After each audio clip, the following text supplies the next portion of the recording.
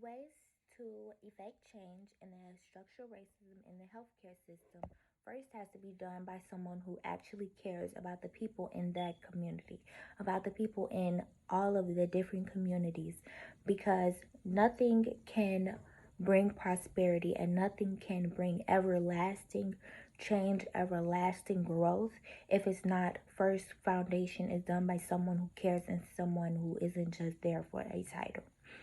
Secondly, I feel that the way to conduct change is by first hitting the root of the issue, which is the medical care system, the medical school system.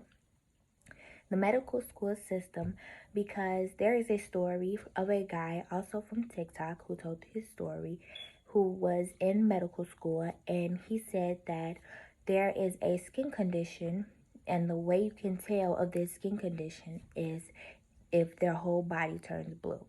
And as the teacher was teaching, he said that the only way this is like a dire condition, and the best way to tell that someone is having this condition is by looking at their body, and if their whole body turns blue, you know exactly what it is.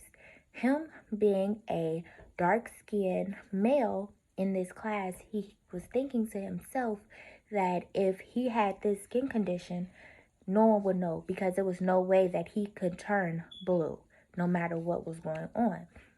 And he didn't want to be that guy and ask the teacher, what about black people, because he didn't want to stick out. He finally gained enough courage to ask, what about black people and what would that look like on them? And the teacher told him that you can tell in your fingernails, maybe sometimes your eyeballs.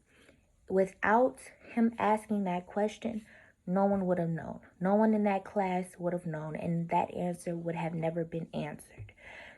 So, the healthcare system, to effect change, it has to be done at the bottom, because with those people, with the new doctors, they need to know that the standard care for white Americans and the standard care for minorities are different. Their bodies don't look the same and their bodies don't function the same, so it never should be a standard care. Secondly, I feel that there should be centers, community centers with workout areas and things like that, and also more grocery stores. I feel that health community centers should be put in poor neighborhoods, because some people can't afford to go to LA Fitness and some people can't afford to go to Planet Fitness. They can't afford to pay for these gyms and they can't afford to take care of their bodies, so they just don't.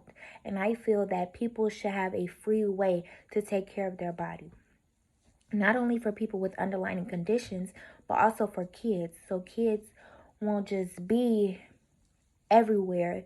They can be in these community centers playing, and they can grow up with their body being in fit without just eating the chips and the corner store foods, well, small stores in their neighborhoods that only have chips.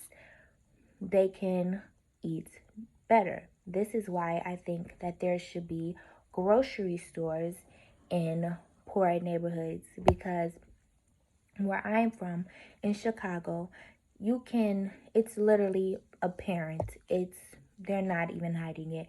You can go into a poor neighborhood and only see liquor stores and maybe a few churches, and that's it. When you go into a more high upper class, more of the whiter neighborhoods, you will see grocery stores lined up. You will see grocery stores lined up, every store you can imagine. For example, there is an Whole Foods, and they just opened up an Amazon, and Amazon and Whole Foods are in a partnership together. And for Amazon to open up a grocery store right across the street from a Whole Foods, I feel that Amazon could have went to any neighborhood. And there's a Mariano's literally down the street, and other grocery stores down the street from these places. That's not even a way to make money for those grocery stores. So I feel that the grocery stores should open up in neighborhoods where they need them, where they need the fresh ingredients, where they can't always go out to the better neighborhoods to get these better ingredients. I also feel that fresh food shouldn't be as much. There should be no reason why a salad is more than a cheeseburger. So, of course, if someone can't afford fresh ingredients, they're going to eat a cheeseburger because the salad costs too much. So, that also affects the health of Black or minority Americans because they're going to go for the cheaper option if they have to. Secondly, I feel that the whole medical system needs to be modified. There should be insurance for all, and also there should be affordable medicines. For people who need medicines, there should be no reason why they have to pay. There should be no reason why they have to choose between paying their bills and buying medicine. They should already have medicine. There are places in other countries where getting on the ambulance is $13, $10, but here it's someone's whole month pay just because they needed to get on an ambulance.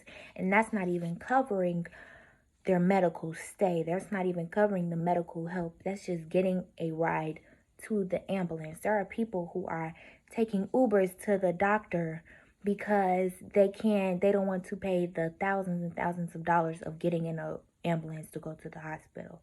I feel that there are so many things and so many problems that affect the health of someone that needs to be changed in every community in America, not just minority communities. Also, I feel that the economic standing of a community should not factor in to the funding of a hospital or a school. Hospitals in more upper class neighborhoods have more funding because they are based on the economic standing of that community that they are in. There should be no reason that should happen. Every hospital should be the same, and every hospital, that should be the standard care, that every hospital has equal funding, equal supplies, equal materials, and equal staff. And that's it. Thank you so much.